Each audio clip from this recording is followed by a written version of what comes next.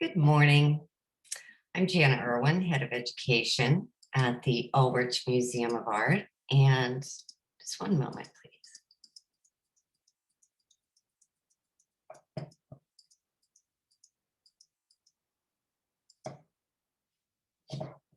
Thank you to everyone for joining us this morning for our ongoing series of 10 paired faculty talks taking place during the 23rd Faculty Biennial. It's all part of the process. On view through May 8th, our galleries are open with safety protocols in place Monday through Saturday, 11 to 5. And as always, just a moment, I'm sorry. And as always, they are free to all. Now in its 46th year, the biennial showcases the breadth of creative work and research being undertaken by the faculty of the School of Art, Design, and Creative Industries in art history, art education, ceramics, curatorial practice, drawing, graphic design, painting, photography, printmaking, sculpture, and new media.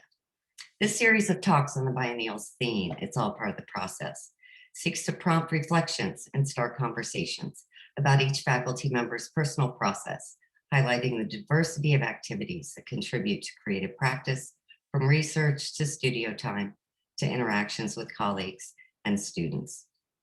I hope you will join us for the next virtual faculty talk on Thursday, March 4th at 11 a.m. with ceramic media professor Ted Adler and lecturer Gary Lincoln. This morning, we welcome Marco Hernandez and Levente Sulyok. Marco Hernandez is a Mexican artist and printmaker and assistant professor of print media. He received his Master of Fine Arts degree from Kansas State University in December of 2015. After receiving his MFA degree, he taught at Kansas State University before taking the position of visiting assistant professor of print media at WSU in the fall of 2016. Marco's work has been exhibited in many national and international exhibitions, including the International Print Center, New York, Delta National Americas, Paperworks All Media, and the Atlanta Print Biennial. His work has been exhibited in several countries, including Mexico, Canada, Colombia, Poland, and Croatia. He has received numerous awards, including Purchase Awards, Merit Awards, Best of Show, and Solo Show invitations. Marco has also received 2 artist fellowships and has attended several artist residencies, including the Vermont Studio Center, Zia Mays Printmaking, and Aramont School of Arts and Crafts. The theme and imagery in his work relates to his culture and unique upbringing in the United States. Levente Sulyok is Associate Professor of Painting at WSU. Born in Hungary in 1973, he immigrated to the United States at age 17. Levente holds a BA degree in art practice from the University of California, Berkeley, and an MFA degree in painting from the Rhode Island School of Design. He has participated in over 50 exhibitions across the US and internationally over the past decade. His recent work has been included in the first Asuncion Biennial in Paraguay, the 12th Havana Biennial in Cuba, the Blue Star Contemporary Art Museum, the Ulrich Museum of Art, the University of the Pacific, Stockton, California, and Wabash College, Indiana. And he was the principal artist behind a collaborative intervention into the Documenta 13 in Kassel, Germany. Levente's work is in collections both private and public, including recent purchases by the Ulrich Museum of Art and by the Eric Dean Gallery's permanent collection at Wabash College. We will have Marco and Levente present their talks back to back, followed by the Q&A, in which we will give everyone attending permission to turn on your cameras and mics to join the conversation. Please help me welcome our first presenter, Marco Hernandez. Hi, Marco. Hello. All right. Can you hear me? Yeah, okay. All right, so let me go ahead and start my presentation. Okay, hopefully you guys can see that clearly. Okay, so my name is Marco Hernandez. I was already introduced. I am an artist printmaker. The majority of my work is copperplate etching, and that's the reason I wanted to focus this talk on copperplate etching. Another reason I wanted to talk about this process is because it's not as common as other types of art like drawing and painting, or even in printmaking. Etching is kind of the one left in the corner, the one that isn't really taught or talked about as much. Part of the reason is because of the equipment needed. It's also not as safe as other processes like relief and silkscreen, and it's very expensive to have a print shop that has etching in it, copperplate etching. So I wanted to highlight that because that's kind of what I do, and it's also not as common in a lot of print shops or just art in general, etching. So um, does it not work? Okay, so I want to start first. I want to talk about some of the influences that I have in art, especially etching. So I'm going to show you guys a couple images of some artists that have influenced my work over the years. So I'm going to start out with the masters. I think everybody knows who these artists are. So Francisco Goya and Rembrandt were the first two artists, etchers, that were introduced to me in my printmaking class, the first printmaking class that I ever took. I knew of their work before, specifically their paintings. I knew that they were painters, but their graphic work, their etchings was new to me when I first took that printmaking class, and I fell in love with it, with the quality of the work right away, the line quality, the compositions, how detailed everything was right away. And as someone who loved to draw and paint, and who didn't know what printmaking was, this process is a process that I was drawn to right away because I was able to take my drawing ability and kind of to the next level with the etching process. So these were the two artists that were first influenced me early on in my career as an artist. Um, so some of the first projects that I had to do as an early student of printmaking was to take some of the research their work, these two artists' work, and create my own unique interpretations of their work. So I chose these two prints as my studies, and then I created these two interpretations. So I had to somehow modify the image some. Sometimes I would take a certain figure that I really liked and then changed up everything else. So with this first one on the left, I kept this figure, this monstrous figure, and then I put myself in there. I was doing a lot of self-portraits in undergrad, and then the Rembrandt interpretation, I kept almost everything except this figure right there. So I included myself in this scene of Rembrandt, this religious scene that he had.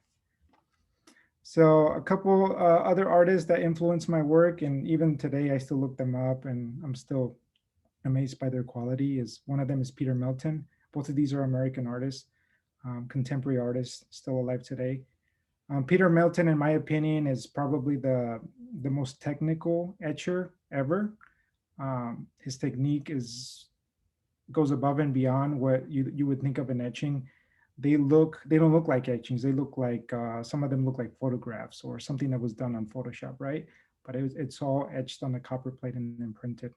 He's someone that really considers the whole picture plane, the whole composition. Just about everything in the copper plate has been touched by the acid or some way of making a mark.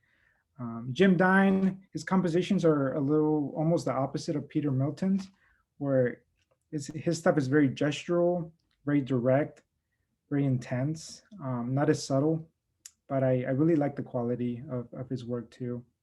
And he also has a lot of negative space in his work, which is really nice. And the contrast is really high in his work because he has a lot of white spaces and really dark marks and tones in his work. So really nice, nice contrast as well between the two artists. Another artist, another contemporary artist, William Kendrick, is a South African artist who makes work in all types of media. So he has drawings, paintings, sculpture, video. And he's an artist that's kind of pushing the limits of what printmaking is, specifically etching. So recently he's been working on creating video and stop motion video using his prints and drawings. So I really appreciate that, someone who's taking this really traditional way of making art and kind of pushing it and making it contemporary, which is really cool. And a lot of his work is really political, relating to things that are going on, social issues that are going on in South Africa. But one of my favorite contemporary artists today. And then another traditional artist, Albert Durr, of course, who's kind of a master of line, working with line. Just the way he approaches form and creating value with only line, cross-hatch lines, different types of lines.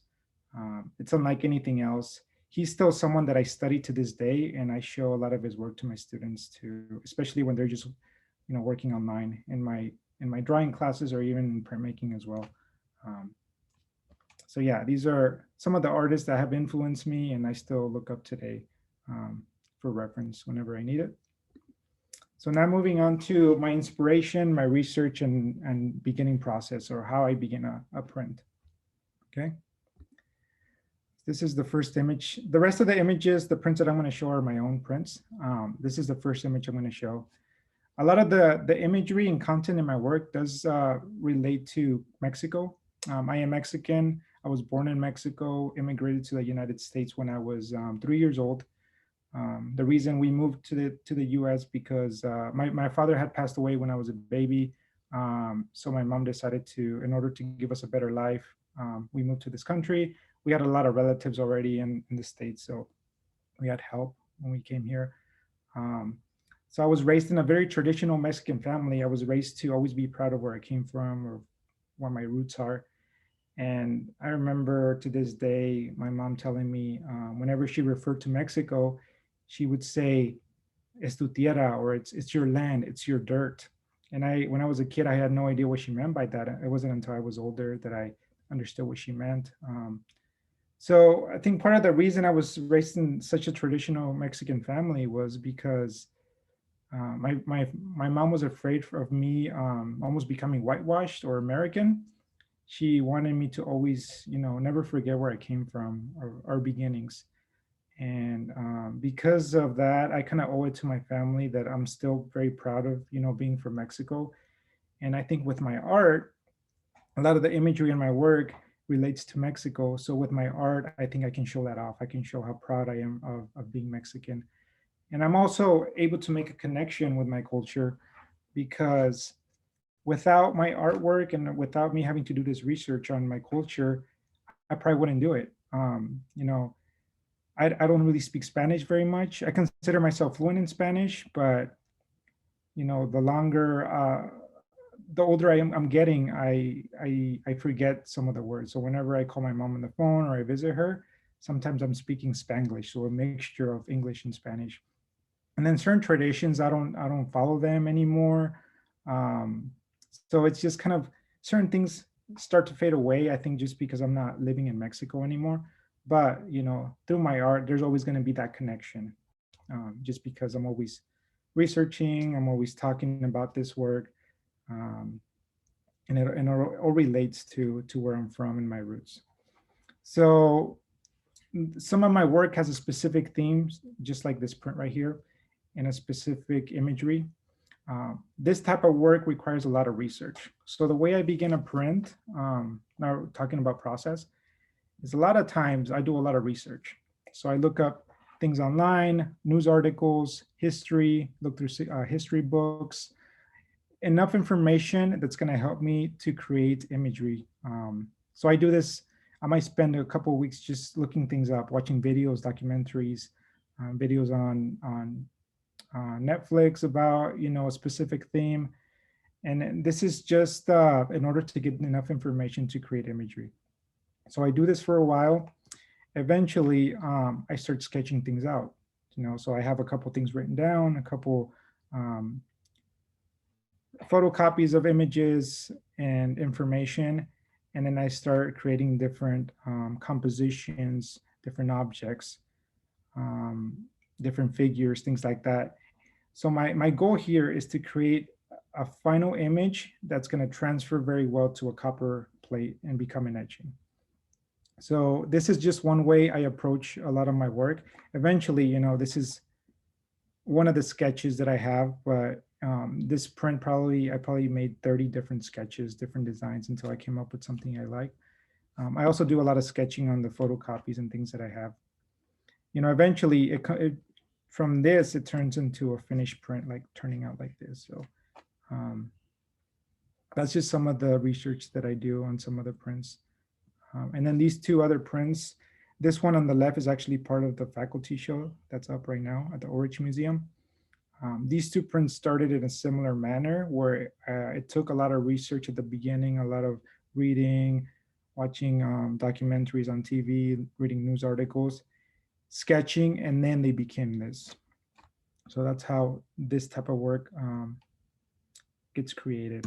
And then I have other type of work that, to me, I kind of consider it as an experiment where I don't do the research at the beginning. I kind of do the research during the process of making the prints.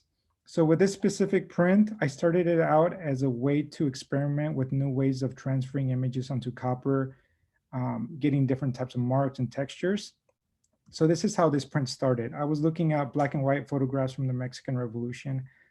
I'm constantly doing research on the history of Mexico, and something that I've been interested lately is the Mexican Revolution.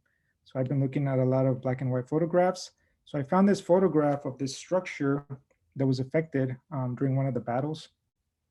So there's these figures standing around, and then there's a couple figures that are probably passed away, during the battle, or dead at the bottom. So I decided to use this photocopy of this photograph that I found online to transfer. And again, I did not intend for this print to become a final piece. I just wanted to explore and try out a new process that I had found out about. So I used this photocopy. I used the lithography process of, so the photocopy was kind of like my plate, and I was able to use the lithography process to transfer or print this photocopy to my copper plate. So that's the first print right here of this etching that I have, and it's the first state. This is what it looked like before it was done, before it turned to this, right? So there's a lot of different states until you get a finished print. So again, I was exploring new processes, new ideas. I didn't really do any research. I didn't sketch things out. I didn't find the best composition. It was just a way to explore a new process that I had found out about. So eventually I said, there's a lot of empty space. I'm gonna try to fill it up with more information, more imagery. So I thought about what should I add to the rest of the composition, and I thought, looking at the photograph, I thought about, these dead figures. I wonder whatever happened to them. Did they decompose? Did they just stay on the ground and someone pick them up? And then I thought about, I had seen an etching of crows of Michael Gore is another artist that I really like, is a contemporary artist, and he had done a really nice etching of birds and crows. And I was thinking about crows, and I thought, crows can kind of be scavengers. They'll pretty much eat anything, right? So I thought, maybe these figures were eaten by different animals in Mexico. So I decided to include these crows at the bottom. These, I didn't transfer them. I actually etched them by hand, the traditional way.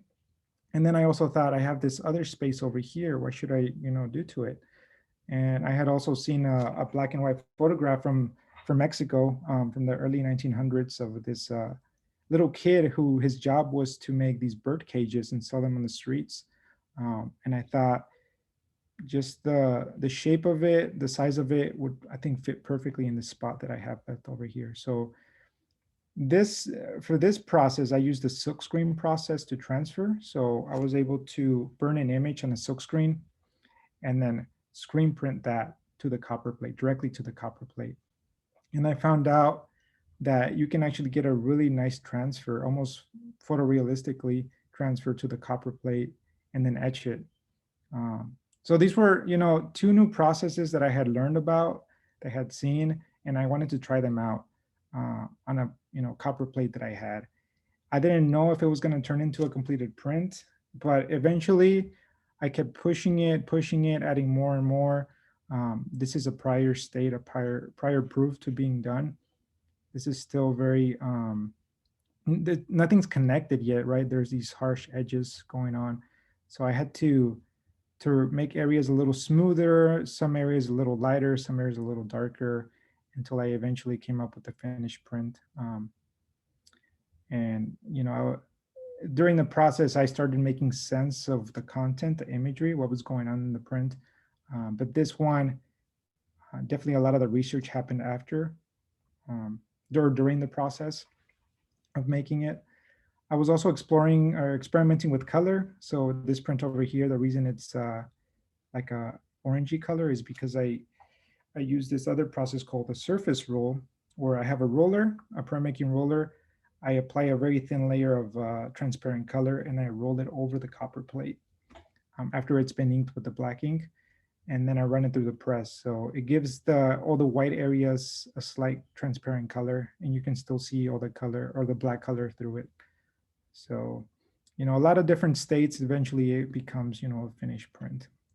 So those are the two different ways I approach, at least lately, the prints. Some of them require a lot of research. Some of them, it's all about the process and just exploring different ways of creating marks and images on a copper plate. And for these, a lot of the content and information comes during the process or even after. I start to think about what does this print mean? What is it trying to say? And for the other ones, it happens before I even start working on the copper plate.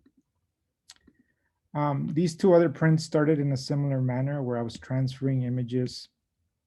And another reason I decided to transfer images this way is because it cuts down on the time it takes to make these things traditionally, because these are very time consuming, which I'm going to show you guys next, the process of etching, how that works. But it's a very, very time consuming process. It's common for me to spend weeks, sometimes months on a single copper plate until it's completely done. But if I'm able to transfer some of the shapes or the figures this way, it definitely cuts down on some of the time that I spend trying to do everything by hand. So these two were done in a similar manner.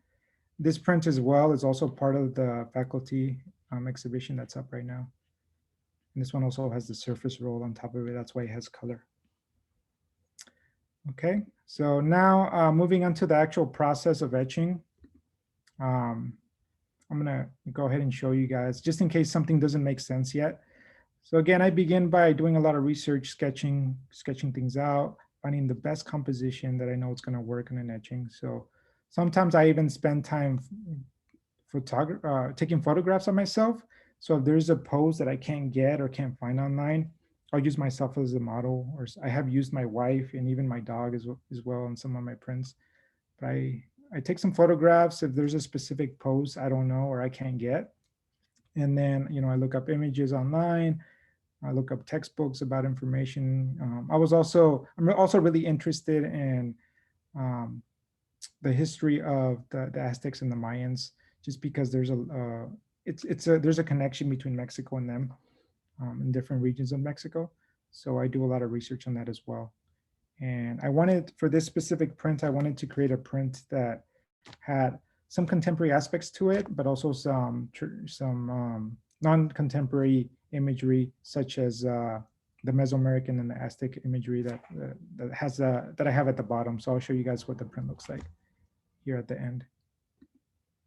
So after I complete my final design that I'm going to use for the etching, I need to prep the copper plate. So here's the copper plate. The first step is to bevel the edges of the copper plate. And the reason you want to do this is because the copper plate, when you get a brand new copper plate, the edges are flat like this.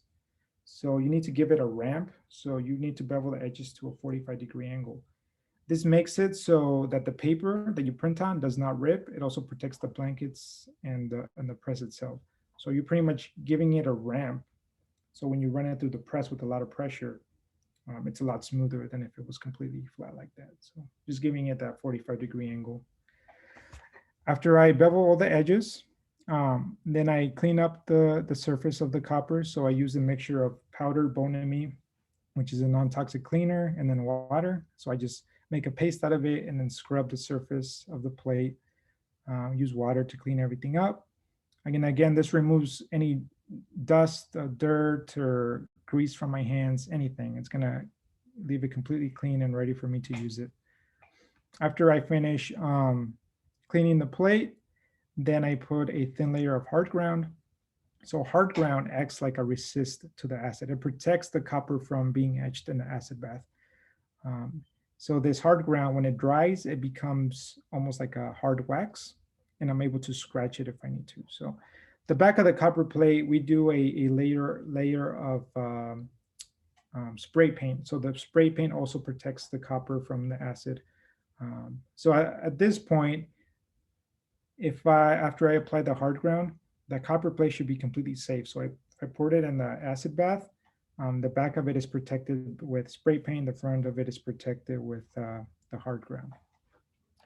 So after the hard ground dries, it usually takes a couple hours or so. I'm ready to transfer my image to the copper plate. So I draw my final design on tracing paper using a really soft graphite pencil, lead pencil. And then what I do in order to transfer this image to the copper plate is I apply the drawing on top of the copper plate, and then I run it through the press with pressure.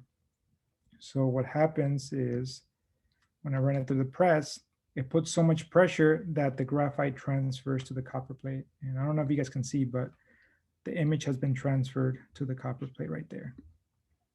And at this point, nothing's happened yet. There's nothing on the copper. The copper's still clean. If I clean this up, nothing would print. Just the image has been transferred. And then, so my next step is, because I want the image to be etched, I want the image to hold ink when I print it, I have to scratch the image using a needle, which is what I use. So this pencil that you see here actually has a stainless steel needle at the tip of it. So I use this to pretty much go over all the lines, all the transferred drawing that I have on there. And my job is to remove the wax. So I'm scratching the wax off. I'm exposing the copper into the air. So whenever this copper plate gets into the acid bath, the copper is going to eat all those little lines that are exposed, where the copper is exposed. It's common for me to use these magnifying glasses because a lot of my prints have really small detail. I work pretty small. Most of my work is, I don't know, 6x9 or a little larger than that, a little smaller than that. So that's why it's common for me to use these magnifying glasses or jeweler's goggles as well. And this can be a very time-consuming process. I might spend, a couple days, sometimes weeks, just drawing my image before I even etch it. So after the image has been completely drawn or scratched off, I'm ready to etch it, put it in the acid bath. So here we have a vertical tank here at WSU. That's the tank right there. So inside of it, we have 50% water to 50% ferric chloride. So this acts almost like a rust. It makes the copper rust and fall apart wherever it's exposed. So when I don't know if you guys can see also, I put a strip of tape in the back. It's clear packaging tape. This way I can pour the copper plate in the acid without me having to touch it, right? And then when it's in there, the strip of tape is long enough so it sticks out and I can grab it again. So I dip it in the acid. Something to keep in mind, the longer the copper plate is in the acid, the more intense the line is going to appear when you print it. If I want a really fine, thin line, then I'll leave it in the acid for a couple minutes. If I want an intense, dark line, then I'll leave it in there maybe an hour or two, right? Eventually, if you leave a copper plate in there, the acid's going to eat through it all. So you just have to be careful. You have to time everything correctly. So after I etch it, I clean it up with water, make sure all the acid comes off. And then I wanted to include this image just to show you guys what happens in the acid bath. So this light gray is the depicting copper. This darker gray is the hard ground, the wax that I put on top. This right here is the needle. So I use the needle to remove the hard ground, exposing the copper. When the copper is in the acid bath, the acid will eat into the copper. So pretty much leaving a groove or a cave in there. When I remove the hard ground and clean it up, this black stuff is ink. So I apply ink on there. I wipe off the excess ink from the smooth surface, and the ink stays in those grooves that I etched. This will eventually transfer to the paper when I print it. Okay, so now after I etched it, I clean it up. And I etch it multiple times. I only showed one etch right there, but I might etch a copper plate 20 different times until it's completely done and ready to edition. But just for the sake of this presentation, I only etched it one time. So after I etch it, you know, it's completely done. I'm ready to print it. I clean up the hard ground. So we use mineral spirits or Gamsol, which is an odorless mineral spirits. It causes the hard ground to become liquid again, and then you can wipe it off with a paper towel. Eventually the copper plate is clean. Well, not completely clean, but the hard ground is off. You still have to clean it up because there might still be a really thin layer of hard ground on the copper plate or something else, water or oil. So we use the same mixture of the Bonami powder and water to scrape off all the hard ground or whatever's on there to leave it bare and ready to print. Okay. At this point, the copper plate is ready to be printed. Edition if it's completely done. So I get my paper ready. So we tear our paper to what the specific size that I want. And then you have to use a type of paper that's flexible. And in order to make paper flexible, what we do is we get it wet. So we have a water bath. We put the paper in there. A lot of the paper that we use is 100% cotton. Some of the paper we use is synthetic, but it handles well in water. It's not going to fall apart in the water bath. So we just want to make sure that the paper expands and is flexible, because when we run it through the press, we want the paper to be flexible so it doesn't rip, but we also want it to be flexible so that it gets into all those little grooves that have been etched in the copper plate. So that's the reason we get the paper wet. And we let it soak in the water bath for at least 15 minutes. Longer is better, but 15 minutes should be enough to make the whole sheet flexible. Okay. Next step is to print the copper plate. So I get everything ready on the ink slab. I have my ink here on the left side. I use two different types of inks. I have a cool Gamblin brand ink and then a warmer black Charbonnel. I like to mix both of these inks together to get a neutral black, which is what I prefer in my etchings. So I have my palette knives. These two pieces of cloth right here we call them tarlatan, which is a cloth that we use to wipe off the excess ink from the surface of the copper plate. And then we also have foam book paper, which we use to polish the plate before we print it. So I get everything ready. By the time I'm ready to print, the paper should be ready to print as well. It should be flexible enough to print. So I like to put the paper in the water bath before I even start inking up my copper plate. Okay, so I mix my inks. Then I'm ready to apply the ink onto the copper plate. So I do this slowly. My goal here is to push ink into all the lines, all the grooves that have been etched, right? You have to be careful though, because coppers are pretty soft metal. And if you're too rough with we use mat board. If you're too rough with the mat board, you can actually scratch the surface of it. So you have to be gentle and careful when you're doing this. So I apply ink on the whole surface of it. And again, I'm putting a little bit of pressure because I want the ink to sit into all those little scratches that have been etched.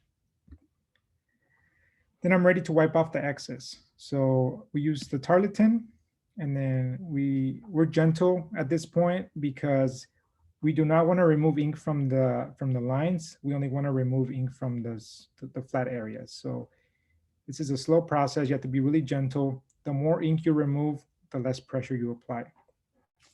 So you just clean it up. It's going to get more clear and clear the more you wipe it. Eventually, it's going to get clean enough where you can polish it. So we use foam book paper and a real light pressure with your hand to polish, do the final polish, the final cleanup of the plate. And then you also want to clean the edges as well, because the beveled edges tend to hold a lot of ink. So we want to make sure that these are clean so you get a nice clean edge on the print. Eventually, the surface of the plate should look shiny. You should almost be able to see your reflection in it. That's how you know it's ready to be printed. So what I do when I'm ready to print, I apply or I place the copper plate on the press bed. I have a key or a template there. I don't know if you guys can see the lines, but there's two shapes. One of them is the shape of the copper plate, and then there's the other shape, which is in the shape of the size of the paper that I'm going to use to print. So this way, I'm going to have perfect registration every time I print. Then I have a sheet of acetate on top of that to protect the newsprint from getting any ink. So this is the way I set it up. And then I also have a sheet of newsprint to protect the blankets. The blankets make it so you have nice even pressure all the way through the image. So it keeps the pressure even. And then the blankets and then the press. So I'm ready to grab my paper. So it's been sitting in the water bath for at least 15 minutes. You do want to blot it a little bit because you don't want the paper to be too wet because we are using oil-based inks. And as everybody knows, oil and water don't mix. So if your paper is too wet, you're not going to get a good transfer, a good print. So you want to blot it a little bit. We use just regular bath towels to blot it. We blot both sides of the paper to remove most of the excess water. And then I apply the paper on top of the copper plate. Again, I register it to the marks that I have on the template. I place the newsprint on top of the paper to protect the blankets. You want to put newsprint on top of the paper because the paper has this glue that's called sizing. And if it gets on the blankets, it's going to make the blankets become hard and stiff. So you want soft blankets. So all the glue that's on the paper will get on the newsprint and not the blankets. So you run the press over, and then once the plate reaches the other side, you want to carefully lift everything up and then carefully peel off the paper from the copper plate. You want to do this slowly because the ink is sticky. So if you rush it, if you peel it off really fast, you can actually rip your paper on the sticky ink that's on the plate. So then this is just a picture of the plate next to the print. You guys can see there's a ton of detail that can be created with this.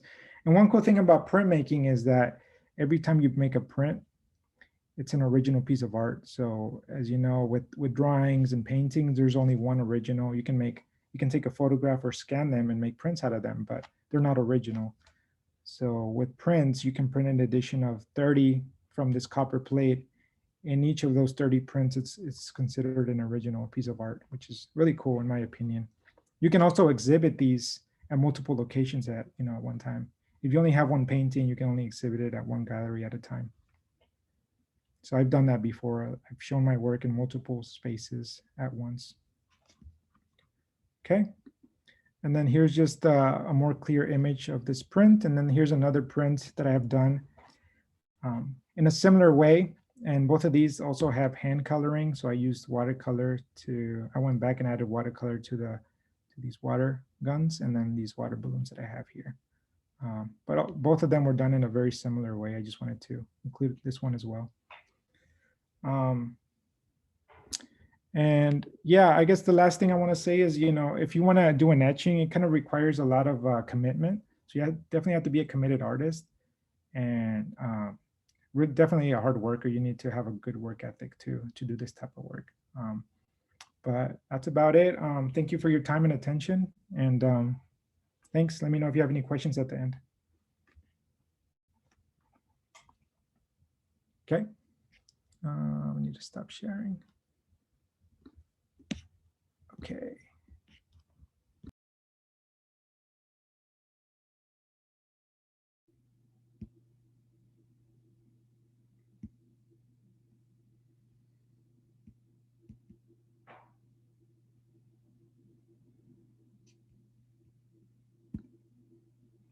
Okay, hello everyone. Thanks, Jenna, for setting these talks up and for the introduction. And I will talk about the way that I gather ideas and figure out what they would like to be in terms of materials. So most of my process really takes place at the level of thinking about the connection between the ideas in relationship to the subject. So a little bit like Solovy's idea of the idea becomes a machine and, which makes the work. So I like that separation because then when I make the work, I don't need to worry about how all the ideas fit together. I already predetermined those in some ways, and I can just get lost and enjoy the process by itself or for itself. Okay, so I have shifted in terms of research focus in kind of a major way, and I think I would say my work up to a year ago was considering the impact of late capitalism on thinking and being in the world in general. And now I'm looking at basically the rise of right-wing nationalism in Hungary, which of course is a phenomenon that happens all over in Hungary and all over the world, including the US. And so this is something that's fairly new, and I need to go through Hungarian history just very briefly before I show you images to make sure that there's a context for this discussion. So Hungary is a nation that is 1,000 years old, and it is in the Carpathian Basin. The Huns, it was said to be the Huns who occupied that area a little bit before, around 900, a little bit before year 900. But of course, there were people there, and they were referred to as the Avars. And the Magyars settled that region. There's an interchangeable relationship between the Magyars and the Huns, which is incorrect according to many contemporary researchers. But anyways, the Magyars came from the north, from the Ugric forest. They were Ugric forest dwellers and pagans from the Ural Mountains. So we're talking about northeast of current Hungary. But current research shows that there was intermingling of multiple tribes. I mean, dozens of tribes, including the Khazars, who were Turkic nomads, the Huns, of course, who came from the east and who have roots in as far east as Mongolia, and then the Scythians, which is the area where the Huns were and intermingled with the Scythians, and the Alans, who are all just north of Persia, contemporary Iran. So there's basically a link that goes far north and far south and to the east of contemporary Hungary. And of course, there are lots of links to Germanic people because of various kinds of occupations and interminglings of ruling families throughout history.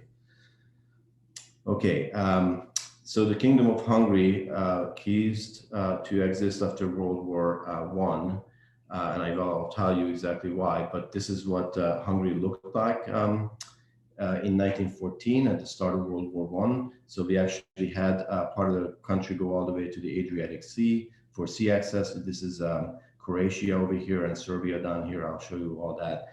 But essentially the kingdom was occupied and influenced by foreign powers for much of its history, 1,000 years, and experienced drastic changes in territory over those years, and entered World War I with Germany and Austria-Hungary as part of the Central Powers.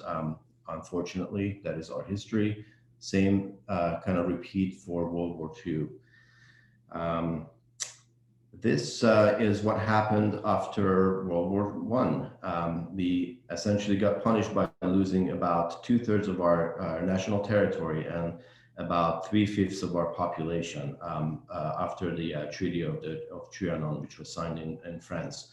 So you see contemporary Hungary being significantly, it's basically 30% of what it had been. So all of a sudden you had populations outside of Hungary that were ethnically Hungarian, and again, the stats are down there.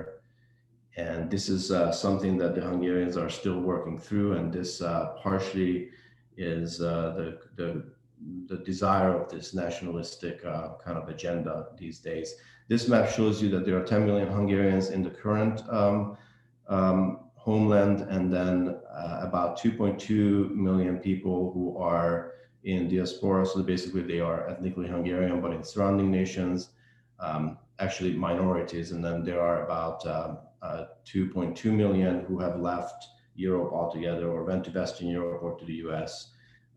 For a total of 15 million Hungarians in the world. So not a lot of people speaking that language. I almost didn't put this in, but because we are talking about physical and national borders and borders between cultures, it's funny that when you look at Romanian history, so we're talking about Transylvania, which is about a third, maybe a quarter of Romania that used to be part of the Kingdom of Hungary. When Ceausescu, during the communist government, the communists wanted to get rid of the church because religion was for the masses. And a lot of churches, especially Catholic Hungarian churches, were destroyed in Transylvania, but also Eastern Orthodox churches, which is the main religion for the Romanians, and there's the religious tension there. Some of the churches were actually physically moved. So, I guess my point here is that it's very difficult to identify where borders are, even if you are looking at physical objects, let alone, cultures that are very porous and fluid. The other image is a Reformationist church. I think it's Presbyterian, specifically in Transylvania. And I kind of like the austerity, and it shows you already a lot of embroidery. So there's no images of saints. There's none of the pomp and circumstance of the Catholic Church, but lots of handiwork, lots of prayer being done while these embroideries are made, and they decorate the churches. Okay. So response to loss, you could say, and I put a few things here that are things to think about. Mourning the past and desiring a return to some origin.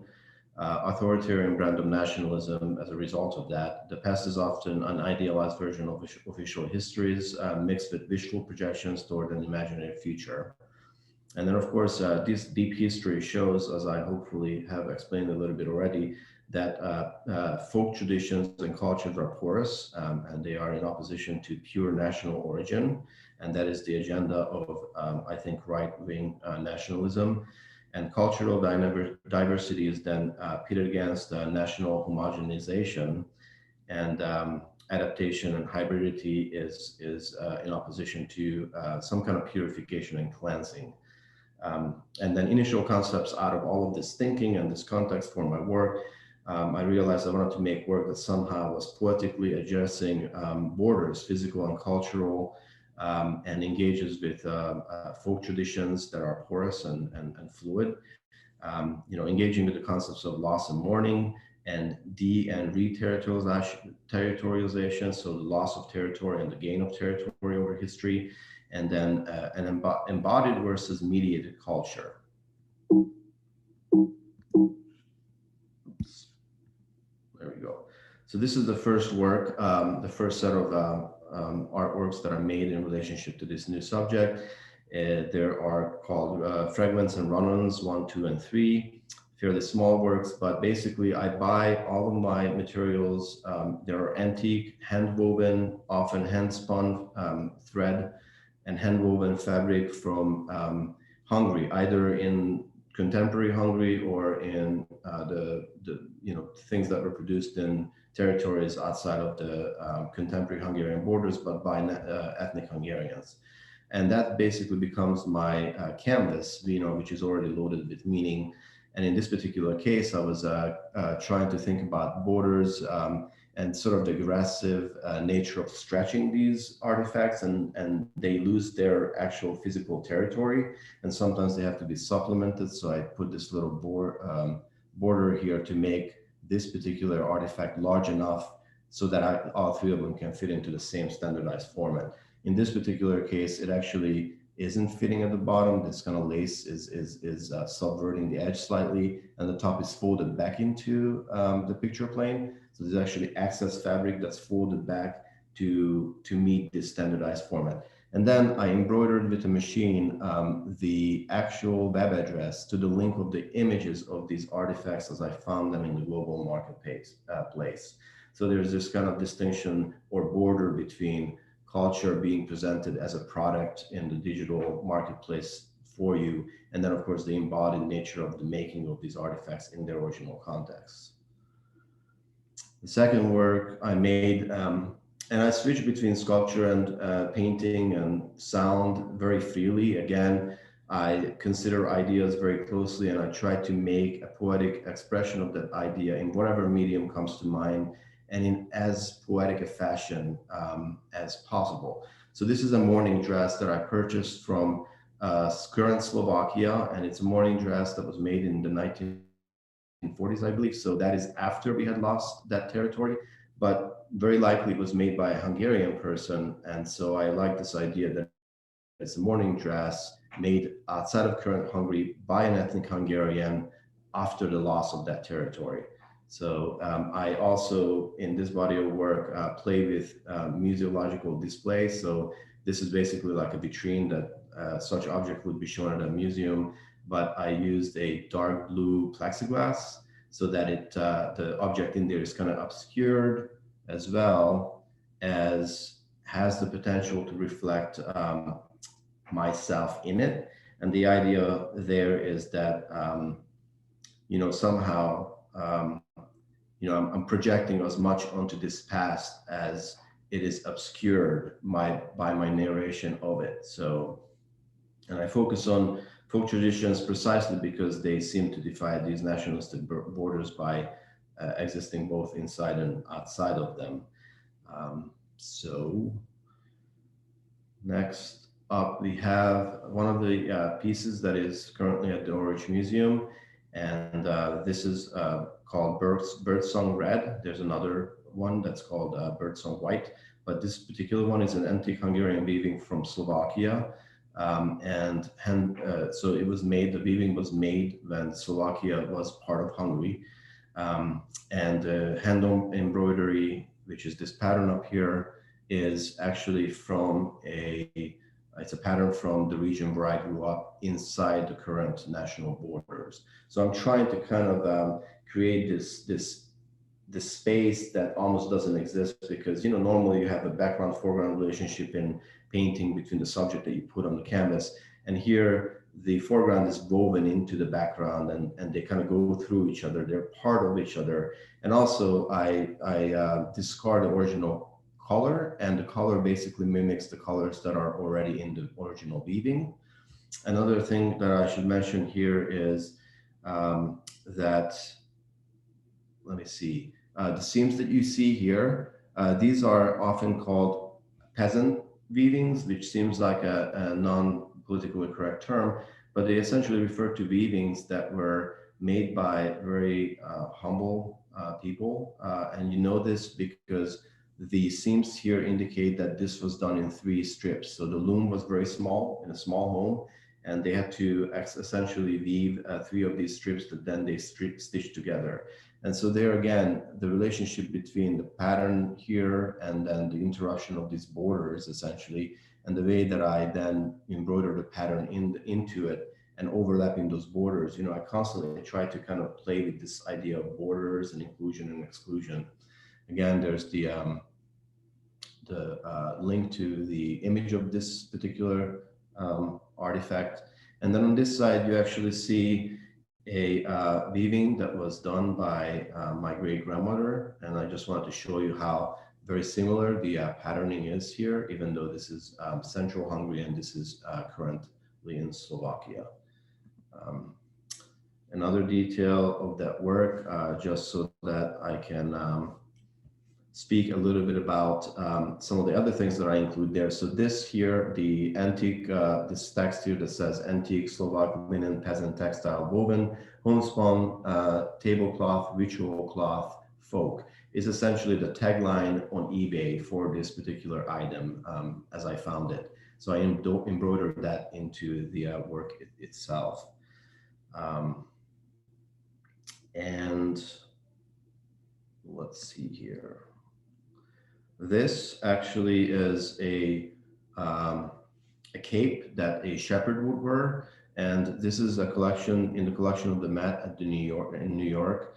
And this pattern here is very similar to the one I just showed you. And I don't know this for a fact, but I've been doing enough research that I can actually identify the specific artisan that made the embroidery. And I have a 99% belief that this particular garment was embroidered by the very same person whose work I was appropriating in the previous work, which is kind of interesting. This is the next painting, the Birdsong White painting.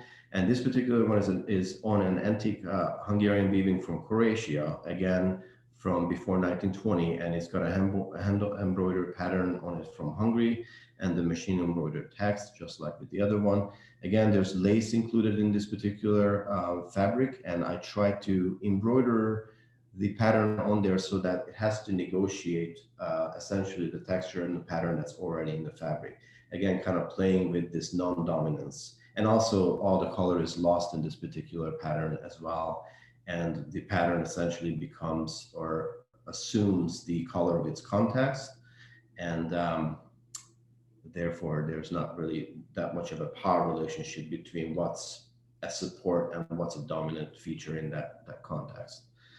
This is a detailed shot of both of those paintings, and I wanted to show you this because one of the other links that I include with my machine, I embroider a link to a song so that there's a sound check essentially to these paintings. These paintings are almost like Wikipedia pages, you know, there's links to all of this varied information. And this is essentially a YouTube item, which is a song from the Chango people of Moldavia. Moldavia is a region in Romania that has a ethnically Hungarian group of people living there. And what's interesting about this particular group of people is that they are living and have been living in an area that has never been part of Hungary in its 1,000-year-old history. So the ultimate question there is, what does it mean? And many ethnographers today consider the Chango people to be very authentically Hungarian. So what does it mean for a nation to have its core living outside of itself is, you know, the kind of interesting conclusion or question that you can come to from that realization. And this is my attempt to work with sound in this particular context with this particular subject matter. I always somehow get away from two-dimensional to two-dimensional work and then eventually to sound. I think, again, I just like to see ideas translated into different contexts, because whenever I'm forced to do this, I learn a little more about what's at the core of the idea of my subject. So that kind of act of translation just kind of crystallizes the ideas, I guess you could say. And in this particular case, you have two horn speakers that are antique horn speakers from the 1920s. And this is the original design. So this is actually in the red painting, Birdsong Red. This is in Birdsong White. And but in this particular case, I had this pattern translated into one speaker and another pattern from Transylvania and Romania into the other speaker, creating this soundscape where you are not able to differentiate between the different sources. So again, talking about culture as porous enough to do away with all kinds of borders, all physical borders. And of course, sound does that really beautifully. These are the actual images of the two patterns. So this is the pattern in the red painting, and this is just a very typical embroidery pattern from Transylvania done by the settlers, who are the Hungarians that are living there. So they make very different, structurally different sounds, although, you know, the program really turns the sound into this kind of like ghostly sort of whispery sound. You have to go to the museum to experience it. But then this is one work that I finished right before, the day before the installation of the exhibition, and it's based on one of the pagan motifs that Hungarians use or still have in their culture, which is very, very common across all cultures, is the tree of life symbol. And in Hungarian, we call it or it translates a tree without a top. It's a tree that reaches into the sky. And essentially, I collected all of the reference material that I've come across in my research as links to that information or that image. And I included all of that material and created this kind of a tree-like shape on this fabric that is, I forget, I believe it is from Romania. And then there's a frieze here, a pattern at the bottom, and that pattern is repeated. Let me see here. You can see in the detail here. I have three individual designs here that repeat, and then two done here. These are from current Hungary. These are from current Romania, and they create a set that then repeats, but each repetition of that set has less and less stitches involved in it. So it's a little bit like digital information or cultural information. As it gets passed down in the virtual space or in the digital format, it just loses its context or its meaning progressively. And then last, this is a work that I don't have yet done, but I have this pillowcase purchased, and This is likely from Transylvania, given the fact that it's chain link embroidery, which is very unique to the area. It's single, monochrome, and this color is used in that region of Transylvania, but around the settlers quite commonly. And this pillowcase has this pattern run from the front to the back of it. And I'm hoping to display it in this kind of manner, where essentially it's enclosed in a blue case, but the blue case is sitting on two plinths. One of them is gloss black, the other is this kind of whitewashed natural wood with a giant gap in the center of it. And I'm going to put a different tag on either side of this vitrine, I guess. And one will claim it to be very uniquely Hungarian, and the other tag is going to claim it to be probably more Romanian than Hungarian, to kind of suggest the narration of history and how open and porous these folk traditions are, and how much violence there is from a nationalistic perspective when you're trying to kind of employ these as ammunition to cause friction among cultures and ethnic groups. And I believe that that is the end of my talk. So, Marco, you want to join us, and I'll begin the process of giving everyone, that permission to join us for the discussion. It'll take me a few minutes because I have to do it one by one. okay. I do wish Zoom would. Yeah, please ask me questions. I apologize for rushing through this. I wanted to make time, and I almost did make time. There's a lot to cover there, and I tried to be as concise as possible, but ask me questions if you're confused. And if you'd prefer not to turn on your camera and mic and join us virtually here, please type your questions into the chat box or the Q&A, and you can join the conversation that way.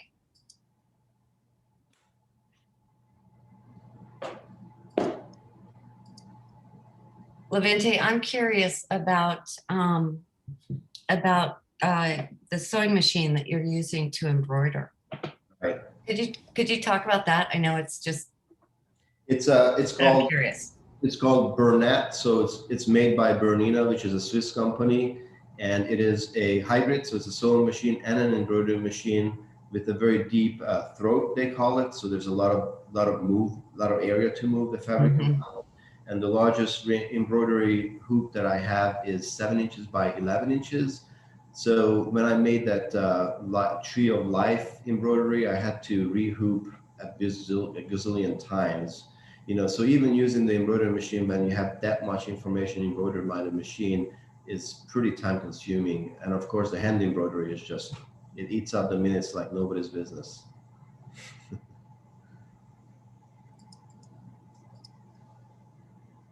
Do you, I have a question for you, Levente. Do you prefer doing it by hand, or do you have sewing machines? I'm sure that, what do you prefer? I prefer to do the right thing for the right kind of information. So I love embroidering by hand, but I would never embroider necessarily the web addresses to information by hand, because I think that the machine embroidery is fitting for that particular information, right?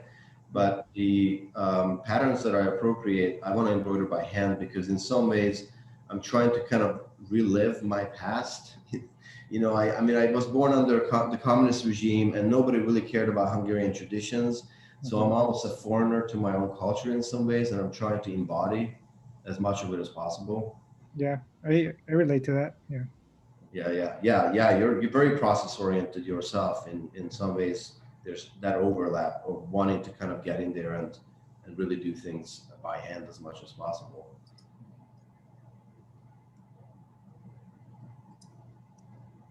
I'm getting there, everyone. Hi guys. Hi. I'm so impressed by how amazing both of you are as craftsmen. For me, it's like great athletes, great musicians, people exceptional, outstanding, and when I look at art and I care about it, the craft has so much to do with that. And I think I find myself really drawn to both of your work, and have from the start. So I don't have a question, I just have a statement. So thank you both. Yeah, I do have a question that was submitted through the Q&A that I'd like to throw in. They say, I noticed that both of your works deal with your personal histories and your home countries. Do you think this helps you stay connected to your roots per se? Yeah, for me, yes. And that's the reason I like to make art based on my culture, is because, like I said talked about in my talk, is, certain traditions, even the language is starting to fade away. So, making my work about my culture has that connection, and it always will, even if I forget the language or forget certain traditions, I'm still going to have that connection through my work with my culture and my roots. Yeah, same here. And as I said, in many ways, I'm learning some things for the first time, because I grew up under, as a satellite state to the Soviet Union, and basically they did away with cultural traditions and replaced everything by the communist propaganda, killed the church, because it was the opiate for the masses. Not that I grew up religious anyways, but basically, for me, especially when it comes to the Chango people, those Hungarian folks that live outside of any historical border, I didn't really know too much about them. And they are a totally pre-industrial culture, and they're not going to last. I mean, they essentially live like medieval folks did. And they don't even identify, a lot of nationalist Hungarians are trying to go over there and reestablish the Christian church and the mass in Hungarian, because they feel that they should have it. And the Chango people themselves say, we don't care, we've been over here, we understand Romanian, it doesn't really matter to us. And we don't really identify as Hungarian anyway. If you give them sort of a questionnaire as to what they identify, whether Romanian or Hungarian or Chango specifically, they actually say they identify as Christian, because they don't understand the concept of nationalism. That's how long they've been isolated. And if I didn't do this research, it's possible that those folks will cease to exist soon. I mean, they'll get absorbed one way or another. The young folks are already leaving those old villages because there's no jobs there. And so this kind of, that sort of perspective isn't going to last. And I think it's I'm all for progress, but we could have a little more harmonious relationship to each other and to the planet that we live on. And I think those folks have some things to say about those topics. So, yeah. Our curator, Ksenia Gerstein, has a question for Marco. Mm-hmm. Can you talk about... Oh, yeah, go ahead. Ksenia asks, can you talk about your commitment to the very labor-intensive process you described in an age when you could probably achieve similar visual results with digital tools? Yes. So I have two different parts to this answer. One of them is the quality. So the quality of a print is unlike anything else you can get on a computer printer. There's an embossment. I mean, if you look close enough, it's almost like a sculpture, right? There's a lot of embossment. The ink sits thicker on the printed paper than on a computer. On computer is very smooth and flat. So there's the quality. And another reason I really enjoy the traditional process is just because it's meditative for me personally. I enjoy how delicate and meditative it is, but also how physical it is when I have to actually print. So I just really enjoy the process, and I couldn't see myself not doing etchings, the rest of my life, because I enjoy the process so much. And then also the quality is unlike anything else that can be done digitally, in my opinion.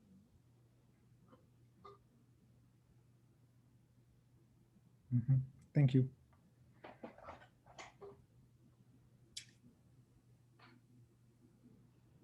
Do we have any other questions this morning?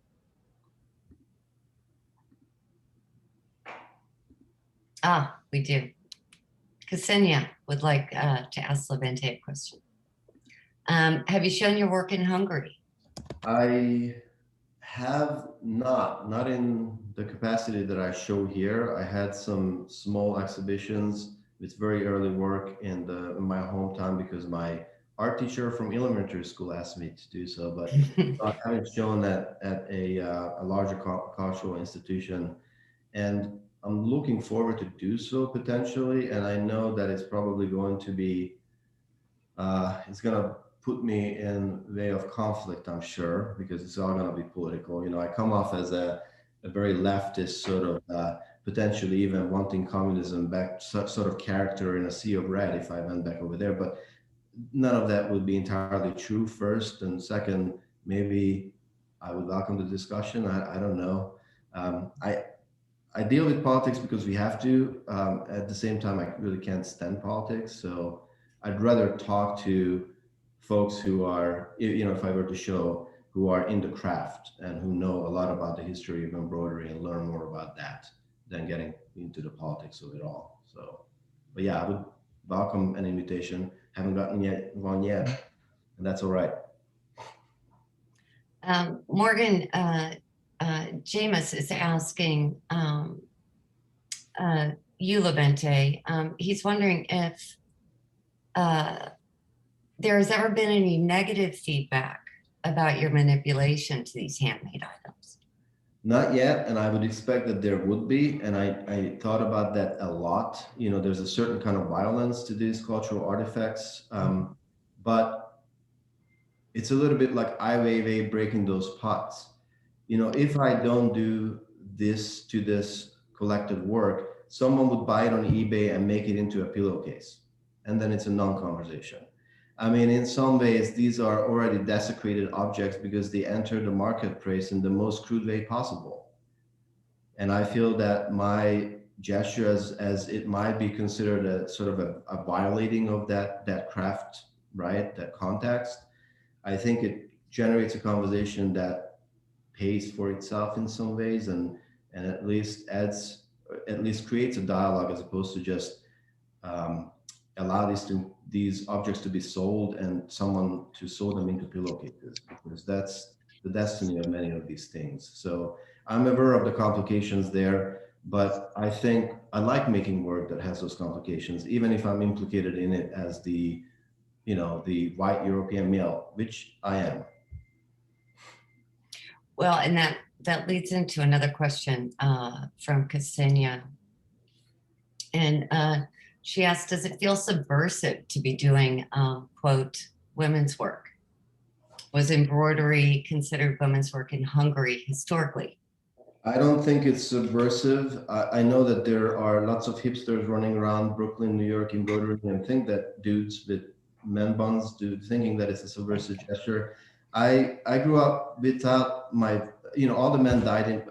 I share my history, you know, in some ways with Marco. My dad died when I was young, and my grandfathers were gone too. So I grew up with only women around me, and so my grandmothers were both seamstresses. So I saw it all over the place all the time, and I liked doing it as a kid. And also, the embroidery patterns that I'm borrowing are actually from shepherds' capes, and those embroideries were done by men almost exclusively. And it's only the domestic items like the pillowcase or, you know, basically things that would be used in or around the house that would be embroidered by women. So a lot of men were in the craft of embroidery. And so there was not that distinction back then. A thing to learn from the past, perhaps. Kristen, do you want to ask your question yourself, or would you like for me to? Oh, I can ask it. It was hilarious when you put us back on to see my name everywhere on here. Yeah. So it looks like Connor he says, you're both fantastic artists in your own right, and it's very interesting to see such different mediums you've worked with. What would you say is the most rewarding medium you've worked with? I think that's for both of you. For me, it's easy. I mean, I like etching, copper plate etching, but all types of printmaking. I love to draw and paint as well. If I had to choose one, it would be copper plate etching. I would have to say maybe for me at the moment it's sound, because I think about reward as something that is tied to exploring something new that I don't know about. So I get rewarded when I stumble into new territories, and I know the least about sound.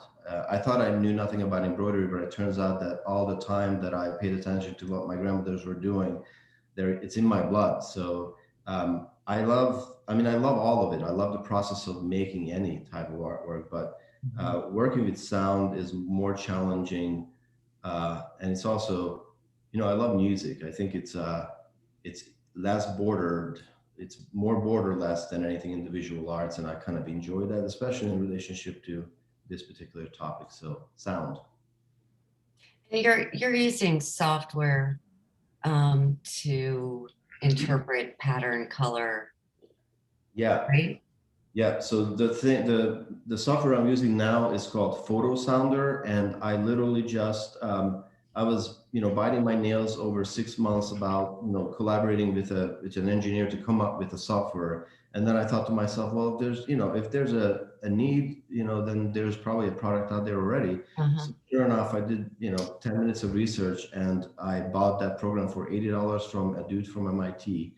And then I dropped my patterns in there, and what came out on the other end was basically this leery, beautiful sound. It sounds like almost like playing the saw. You guys know what I'm talking about?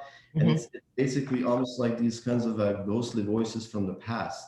And that's why it was so rewarding, because I didn't have to do anything other than get this program, drop the patterns into it, and then what came out was basically almost I don't know, it was almost like a religious experience. It was so beautiful and so on spot, and I love it when that happens. So but yeah, so I don't know how to write code, so we have another question from Pat Purvis, and she says, the manner of presentation gives the audience a wonderful opportunity to appreciate your process in much more detail. Thank you for showing us each step, both of you. This was great. A comment, not a question. Thank you. Oh, it looks like I missed one. So Ann Resnick has a question for Levente. Who do you count among your predecessors? Well, that's I guess is the question about where I stand in terms of where Hungarians originate from, or you're talking about personal heroes more, or what? I guess I'm not sure. I'm asking her a question instead of answering. That's all right, Anne. Could you respond?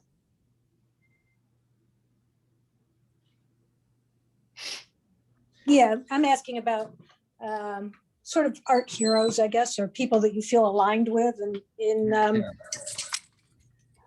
Thanks, Anne. Hi, Anne. Hi. Well, as far as artists are concerned, I'm sort of a kind of a hybrid. I mean, I like the minimalist. I like somebody like Agnes Martin, but I also like Onkawara or Solovit.